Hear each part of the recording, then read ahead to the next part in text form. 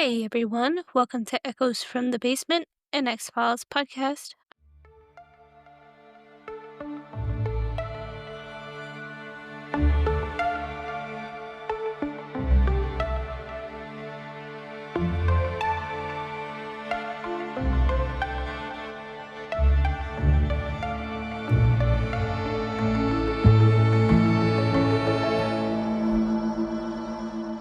I'm your host, Alice, and each week I revisit a classic episode of the X Files while sharing my take on the strange and mysterious adventures of Agent Scully and Mulder. And who knows, I might even make a believer out of you. Hey guys, what's going on? I'm back. I recently took a vacation to Seattle, Vancouver, and Portland, Oregon. It was pretty fun. My husband and I did a ton of hikes. We did one waterfall hike, and then I'll talk about Seattle, and then in my other episodes I'll talk about the other places we went. We did Mount Rainier. That hike was so hard on me. It was awful. And we didn't even make it to the very top. We made it somewhat there, but not really. Now, we knew going into it was going to be a strenuous hike, but my legs were going to collapse. I couldn't go on any longer. It was awful, but we did it. It took us about 4 hours in total, and there was snow on the mountain where we were, and it was all foggy at the top. It kind of seemed like it was Silent Hill. Then, get this, we saw all these beavers in IRL. It was so cute, and we were so close to one of them that we could literally probably go up and pet one. I think I've seen a beaver once in my life before this, but it was we then went to, I think it's called Pike's Place Market. They had really good chowder there, but it was so packed in there, I guess because it's a tourist hotspot, and I got my fortune told by a chicken. It was super cool. And we walked around for a little bit. We went to this place called Ghost Alley Coffee Shop or Espresso or something along those lines. The coffee was really good. We also saw the gum mall. I thought that was really gross. We then went to the Museum of Pop Culture, and if you ever go to Seattle, I would definitely recommend going there. I saw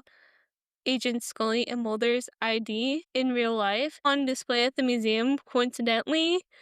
And I almost walked past it, not realizing that they were there. And my husband was like, dude, turn around. There's something that you might want to see. Look over there. And they had it. I'll post a picture on Instagram so everybody can see it.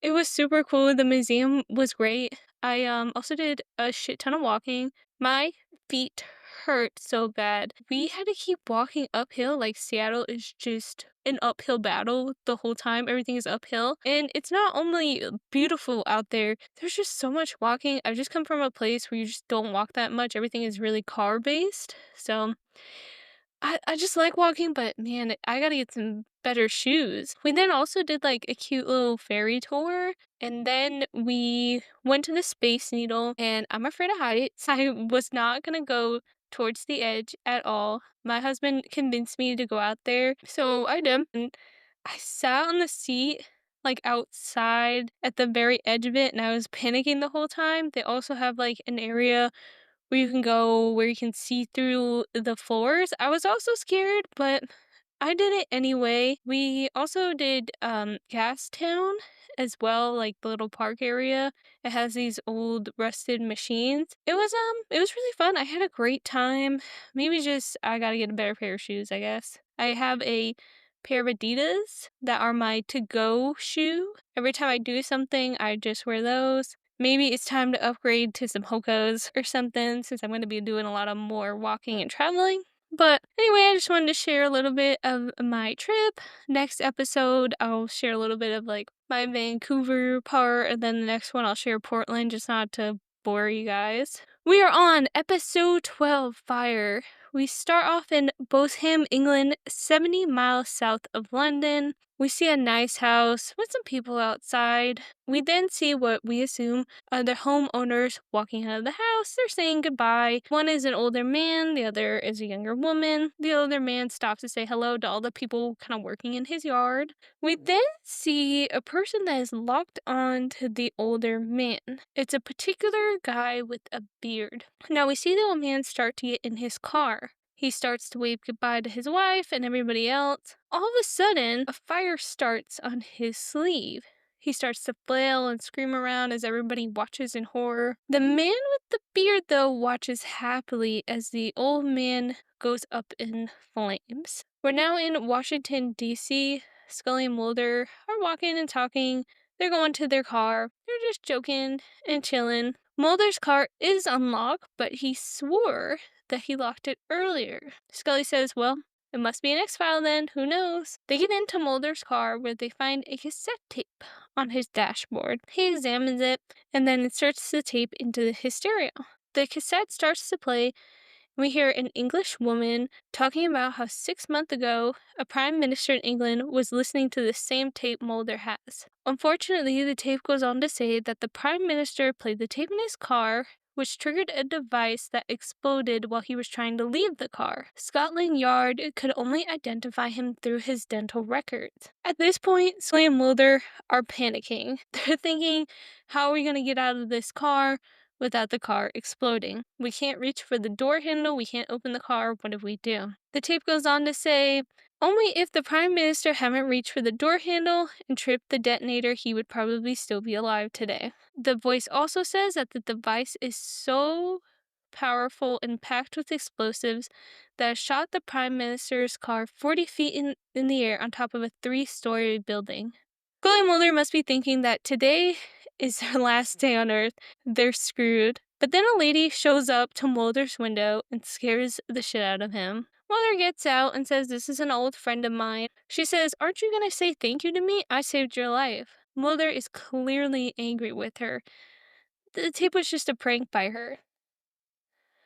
Yeah, a really weird prank. And the lady is like, where's your sense of humor, Mulder? Aren't we friends? Don't you get it? Mulder says, well, that's one of the things you didn't ruin. Scully gets out of the car. She's like, what the heck?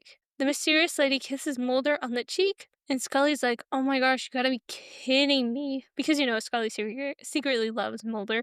Mulder does have some skeleton in his closet, I would like to say. We find out the lady's name is Phoebe Green, and she works for Scotland Yard. She says hello to Scully, and you can just kind of tell Scully is uncomfortable with the whole situation. Mulder says, well, what brings you to the States? Green says she needs help with the case, and we see Mulder is looking at some crime scene photos of some burn victims. She says, 3 men of Parliament have been killed by burning. Trigger warning, Green says that the murderer likes to burn his victims alive. The police can't figure out how he burns people either.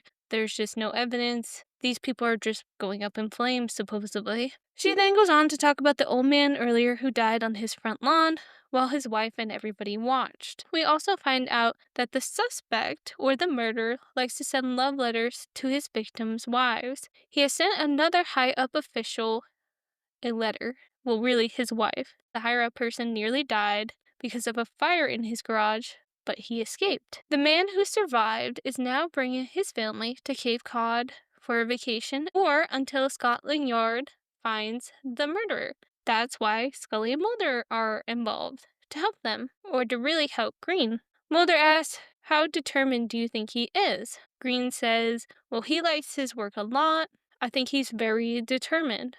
Mulder says, well, I'm going to go ask our arson specialist here at the FBI and get his opinion on this. Green leaves and says goodbye to Scully, and she's just kind of like, bye.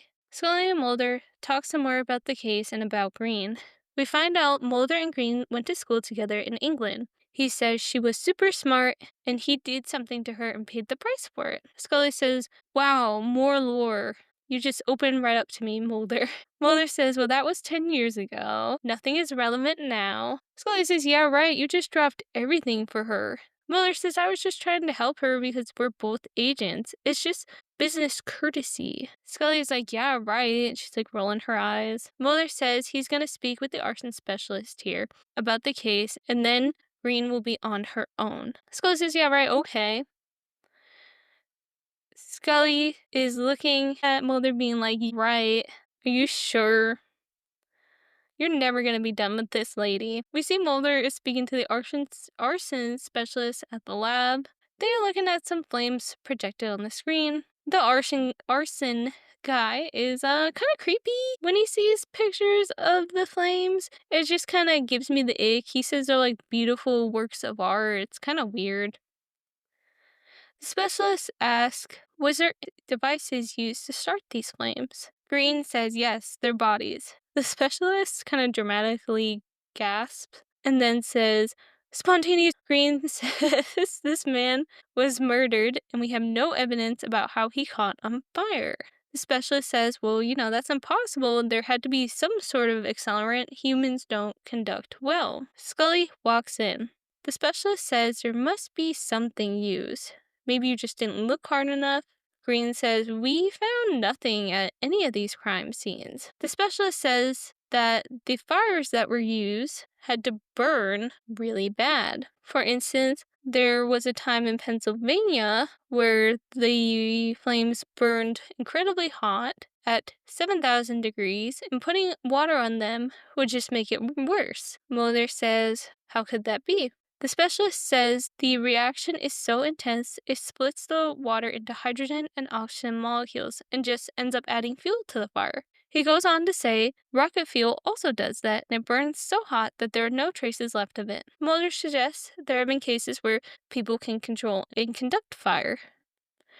The specialist says fire is an art, and I've seen all types of fire. It just dies when it wants to. I don't know. That's just weird. Pretty sure this guy just really loves fire. He also says, Mulder, I wish I could be in your shoes. What a case. Wink, wink. Looks at Green. This guy's just so weird. We're at Cape Cod, Massachusetts. We see a nice house. We then see someone painting the walls with looks like rocket fuel. The family arrives at their vacation home. It's mom, dad, and two twin boys. The man painting the walls looks down upon them through the window. He reaches for his cigarettes, puts one in his mouth, and it spontaneously the family enters the home, and they're just trying to figure out stuff, where to put things, get some boxes in. The man who was painting earlier says hello to the mom and dad, and he introduces himself as Bob, the caretaker. But coincidentally, he is the same guy we saw with the old man that caught on fire, but he just doesn't have a beard anymore. Bob says, I'm just trying to spruce up the place for you guys. Or just set it on fire, who really knows? Ha ha ha ha. The family says that they really like their house and they're gonna enjoy their stay there. Bob, air quotes, leaves and the family moves on. They start getting ready to move into their new home. We also see a weird painting in the hallway that really looks like the mom. It's kind of off-putting. The two twin boys are playing outside when Bob approaches them. And we also see, out of the corner of our eyes, the family dog is digging up something. Bob, trigger warning, pushes the dog out of the way from the hole and says something very mean to the dog. We see that the dog was digging up a body. We see a hand and kind of like a bit of the wrist. And Bob says, I'm the new caretaker now. I'm the highwayman from over the garden wall. We're at FBI HQ. Mulder enters his office and sees Scully sitting and reading at his desk. Also, I want to point out, where does Scully sit during the day? Where is her desk? Shouldn't she have one? I understand they're in the basement, but where's her desk? She deserves a place to sit and do work. Scully says, what's the scoop, Mulder? Do we have a case? Mulder says, yeah, but I'm not gonna get you involved in this one. Scully's like, what? Mulder says, I'm not gonna put you through this. Okay, like, thanks. He's referring to Green playing a mind game of some sort. Scully is like, excuse me? What are you talking about? Mulder says, I have some more lore to tell you. I hate fires. I'm scared of them. Okay, I did not see that coming from a man who will charge into battle for aliens and anything else being afraid of fire. This man fears nothing in his life but, I guess, fire. He goes on to say that his best friend's house burned down and that his friend had to sleep in the rubble and to fight off some looters, and Mulder was afraid he was going to get trapped in a burning building one day. Scully asks, does Green know about this? Like, not respecting your boundaries? Mulder says probably, and it's just all part of her game. She comes back into my life after I've forgotten her for like 10 years now and that everything that has happened. Scully says, okay, so you know she has some sort of power over you and makes you do stuff. She essentially manipulates you. Mulder says, yeah, exactly. Okay, weird. Scully asks Mulder, are you positive you don't want my help? You know, we're best friends. Mulder says, I gotta face my fears, which kudos to him. I wouldn't. We're at Cape Cod. Someone is lighting the stove. We figure out it's the wife/mom. She's making some tea, but somebody is watching her from the outside. It's Bob. He's creepily watching her. This is exactly why I shut my curtains all the time. He just watches her as the mom kind of makes stuff and she just goes around in her kitchen, oblivious to what is happening. We hear a man that is coughing, he's also smoking, and Bob decides it's his time to leave. Bob has approached a man that is coughing. Bob says, are you the family driver? Driver says, well, who are you? Bob says, well, I'm the caretaker. Bob says, can I have a smoke? The driver's like, yeah, here you go. Bob says, can I get you anything? I'm going into town. The driver says, some cough medicine, please. Bob says, all right, no problem. And then he leaves. We're at Hennessy's bar. We see Bob. He has some booze. We then see a woman at the bar who starts chatting with Bob. He puts on a British accent, and the lady is like, you're English. That's so cool. I love the accent. She goes to light her cigarette, and Bob says, allow me. He then starts a flame on his finger. Lady is straight up Pikachu face. Lady turns around to tell her friends about what Bob did, and she turns back and sees that Bob's whole arm is on fire, and then Bob proceeds to light the whole bar on fire. Everyone is screaming and panicking. Bob is just enjoying it. We're at Boston Mercy Hospital. Mulder and Green are walking in. Mulder said he heard that a customer caught on fire at the bar, and the police are still looking for a body there. The bar is across the street from a fire department, but the bar burned down so quickly that nobody could fight the fire. The fire marshal said the fire was so hot, it even burned the concrete foundation. The two agents meet with the woman who was talking to Bob. Green asks, can you tell me what happened at the bar last night? The woman says that she met a guy there. They had a few drinks. She said the man did a magic trick, which consisted of setting his finger on fire. She then says the man went up in flames. Green says, can you describe him? The woman says, well, I think he had brown hair. Mulder says, well, can you work with a sketch artist and so we can get a rendition of him? And can you also give us some more info? She says, I can't tell you anything. I live with someone and he thought I was somewhere else. Mulder says, it's fine. We can help with that. Just think about my offer. Come down to the FBI and give us a description of the man. Mulder and Green leave. Green says, well, great job, Mulder. We got nothing out of her because of you. Green and Mulder take some cheap shots at each other and their past relationship. Green said it's been 10 years, forgive and forget Mulder. Mulder says, I'm cursed with a photographic memory, so dramatically. Green says, well, I hope you didn't forget the good times we had. Mulder's got some riz. He then says, well, let's stick to the case. Green says, we're going through a lot of trouble to find someone who is probably ashes by now. Mulder said, well, the police haven't found a body yet. I disagree. Mulder and Green walk back into the woman's room where she agrees to come down to the station and give a description. The woman also says that the man who set her on fire had an English accent. We're back at the Cape Cod house. We see the driver coming out of the bathroom looking deathly ill. Bob says happily, having a hard time? The driver leaves and we think Bob has poisoned him. We're back at FBI HQ. Scully is hard at work. She finds and examines a piece of paper and some crime scene photos. Scully goes on to write her report. She says that there are two things that are unexplained about these incidents. The accelerant was never found, and number two, the victims that were involved, the arsonists had intimate access to them and their families. Scully theorizes that the arsonist is male, less than 25, acts on impulse, and fills his desires by destructive behavior. We then see Bob painting the swinging bench outside with some more rocket fuel as the children play behind him. Wow, Scully, you are the only one that's doing some work here. We're at the Cape Cod home still. Bob calls the kids over and says, do you guys want to see a magic trick? The boys rush over. He asks, what's your names? One says Michael and the other says Jimmy. They all joke around for a bit. They ask what kind of magic tricks does Bob do. The boys then beg Bob to show them a magic trick, stating that they won't tell their parents. Bob takes out a cigarette, puts it into his hands, and closes it and asks, "Is it still there?" The boy says, "Say no." Bob opens his hand and the cigarette is gone. The boys ask, "Where did it go?" Bob pulls the cigarette out of his ear and it's lit.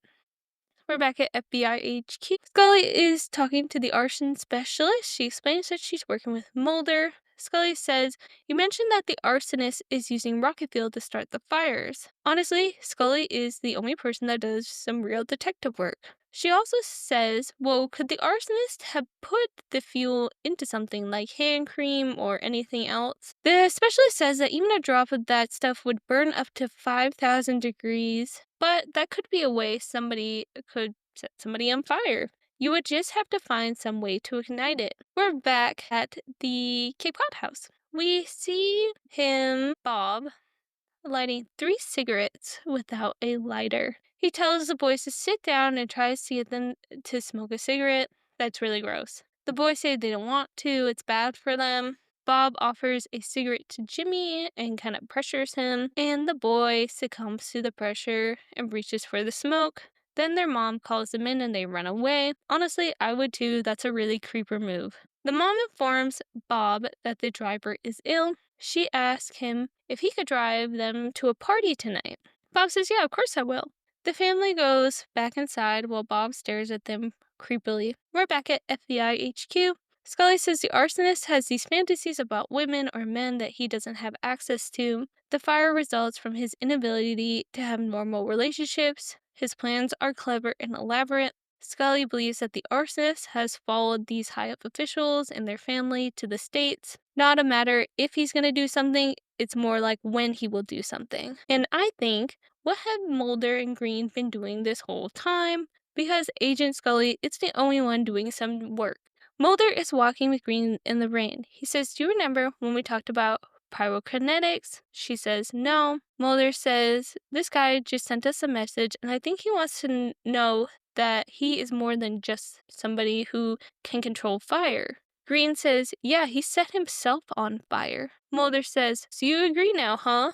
Green's like, "Yeah, I do agree." Mulder's like, I'm not used to somebody agreeing with me so quickly. But okay, Mulder, some people just believe in science, I guess, and having to prove your theories. Whatever. Mulder says, "What kind of security does the family have?" Green says their driver doubles as their bodyguard. Green says the family is going to a party tonight in Boston. They will just have to cancel. Mulder says, "Well, maybe they don't. Maybe we can set a trap instead." Green says, "Okay, game on, we just have to be careful." Green also mentions that she's going to be traveling with the family. She says, "Mulder, go ahead and set some stuff up. And I also have booked a hotel room for the night." Wink, wink, Mulder. Mulder's just like, okay. We're at Benable Plaza Hotel, 5:15 p.m. We're watching a party. Mulder enters the hotel suite. He looks around a little bit, puts his luggage on the bed. He then hears his phone ring. Scully calls Mulder on his cell phone, and she says, "Where are you? I have some information to tell you." Mulder says, "Well, I'm still up in Boston." Scully says, "I'm going to come up there. I have something to show you. I have some info on the identity of your arson suspect. Can I meet you somewhere, Mulder?" Mulder's like, no, I kind of have my hands full here." It's 6:47. Green arrives with the family and Bob. Mulder is surveying the party. The family walks in with Green, and her and Mulder make some eye contact. Mulder putters around for a bit. Him and Green meet up outside the party. They talk a little bit. Green says, "Let's dance, Mulder." "Why not?" Mulder says, "Okay, yeah." They start dancing. Weirdly, Scully sees them, but they don't notice her. She leaves, clearly upset. Bob is watching everything this whole time. We even see Mulder and Green kiss. Scully also sees that too, and she kind of feels like a fool. We then see that an alarm is going off because there's a fire in the building. Scully runs past the 2 agents and sees that there is a fire upstairs on the 14th floor where the children are. They see flames coming from the room. Mulder runs up the stairs to save the children. Everybody is panicking. Mulder starts to panic as he faces his biggest fear. There's smoke everywhere, and the children are begging for help as the fire roars on. Mulder crawls to the door but inhales too much smoke and has to turn around. The firemen run up the stairs and rescue the boys, and now Mulder, Bob, comes through the elevator with the kids in arms. He is presented like a hero. Geez, I wonder how and why. Maybe, I don't know, he started the fire? Bob is a hero and Mulder is a loser. He comes out with an oxygen mask on in the arms of a fireman. Scully tends to him and makes sure he's okay, while Green congratulates Bob. We now see that there is a difference between Scully and Green in their care for Mulder. We then see Mulder laying in bed. Scully is watching over him. Mulder asks, "How are the kids doing?" Scully says they're fine. Mulder is still coughing from the night before. Scully asks what happened. Mulder says that he panicked, and Scully tries to reassure him that this could happen to anybody. Mulder says, yeah, but it happened to me of all people. Scully then asks Mulder, well, what's up with this driver guy? Green walks into the room and says she already looked into the driver. He has no record and everything checks out. Scully asks, who was watching over the kids then that night? Green says the driver was. Scully says that's not true. I saw him downstairs in the hallway about the same time when the fire started and everybody started to panic. Green says, yeah, well, it's not him. And the person we're looking for is English. That guy doesn't have an accent. Mulder is like, how are you doing, Green? Are you okay? She's like, yeah, I'm doing fine. Green also mentions that the family is going to pack everything up today and leave tomorrow back to England. Green will leave a couple days after, and that she'll call Mulder later. Scully asks Mulder as he's sitting on the couch in his bathrobe, ego shattered by the night before, are you still interested in what I wanted to show you? Scully sits down in the chair in front of him and says she has done her own investigation. She hands Mulder a list of accelerants that could have been used in these crimes. She also looked up people who worked for the victims at the time of their death.